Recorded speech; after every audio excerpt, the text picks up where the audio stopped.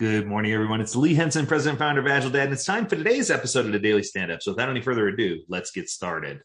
It is Thursday, another week in the books. This is kind of crazy. Time is just flying by. It's like it's obliterating everything that we already know and love. So today I wanted to talk with you about another topic that's near and dear to my heart. I think I get this question probably once every 3 to 4 weeks, so I hope you don't mind. I'm going to address it one more time. Somebody asked me, what is the difference between a product owner and a product manager, and should we have both? Here we go.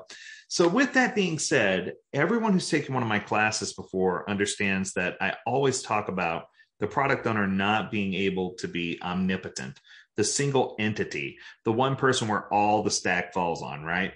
They need to have different people that they can lean on to get information. Now, in no way am I insinuating that we should do product owner by committee, but what I am saying is that there should be some individuals within the organization who can provide the product owner with what's most important to the end consumers. And it might be someone from training or from support or from some other arm of the organization that's providing valuable input to help the product owner make key decisions. You might need someone strategic from a strategic arm of the company, and that could be a director, a VP. It could be someone who just understands strategically what direction we're trying to go, someone with an inside track to the stakeholders and to the leadership of the organization. You should also include someone from a technical perspective, whether it's an architect or someone who understands how our existing infrastructure and architecture works, so that we can have some technical boundaries surrounding our decisions as well. The last thing we want is for the product owner to go in blind and try to make decisions for our product or service without those capabilities, right? Now, that begs the question, can any of them be the product manager? Or is the product manager a stakeholder? Or are they a key stakeholder? And it enters confusion. And I truly believe that confusion comes in when we start talking about words. So I'm going to say it. Words are hard. There, I said it. Words are difficult, and people get frustrated over words, right? Whether it's a title, or whether it's what we're called, or whether it's just the words that we go with. And I recently read a blog post. Wow, I don't remember how long ago it was. I say it was less than a month ago. And they talked about the difference between these two. And they used an analogy that was really good. They said a product manager versus a product owner is the same as trying to compare a person who builds the tracks to a train driver. So let me explain. So I think the big win here is for us to be able to walk away and say that we understand the difference, if there is one, and that we understand that one focuses more. So let's go there.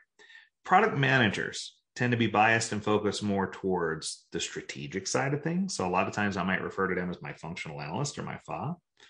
Product owners are more biased towards the tactical execution of getting the product or service built. So if you think about it from that perspective, that would make the product owner the train driver, and the track builder, the product manager, because the train driver needs to make sure that we're delivering a product or service, right?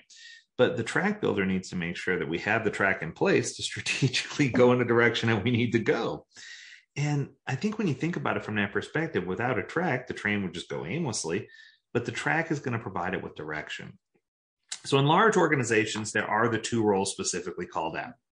You have product owners, you have product managers, and I'm totally cool with that. I think that's an okay thing. But I also want to make sure that we humanize and understand that not all organizations have both. Small organizations only have one.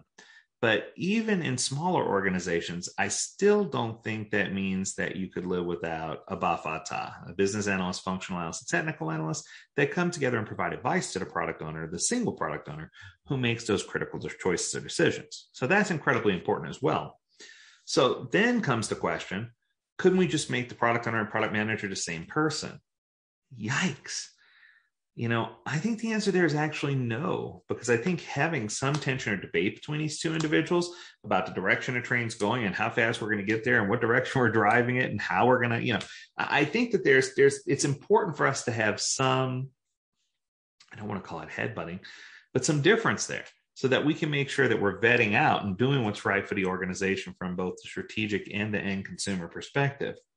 So what it all boils down to is, once again, titles, words, and I hate those, right? I mean, everyone will tell you that for me, the one thing I try to promote whenever I go in, if I give you one piece of Agile advice, it would always be to make sure you understand and have a clear delineation of roles and responsibilities, more so than you understand what every title does.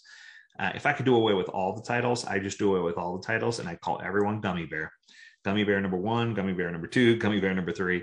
And I really think it would provide a healthier environment, right? But I do see that people struggle, and I want to help you in any of the best ways that I can. So I feel like the key takeaway here is to understand that, yes, they do exist in some organizations, but not in all organizations. But in every organization, a product owner should be surrounded with a group of individuals to help provide them with valuable input so that they can make key decisions and keep our stakeholders happy. I hope that gives you some guidance, and I hope that answers your question. As always, we encourage you, visit agiledad.com, where you can learn more about this topic and many others. We got tons of podcasts out there. Keep in mind, our Agile Expert series is still going on. We are excited about that. We have a few big hitters coming up. We got Ken Rubin, Mike Cohn, and others coming up that are just going to be absolutely fantastic. We hope that you'll tune in and listen to those. And until next time, we encourage you to stay healthy, stay well, and stay agile, my friends. Do take care. We'll see you soon.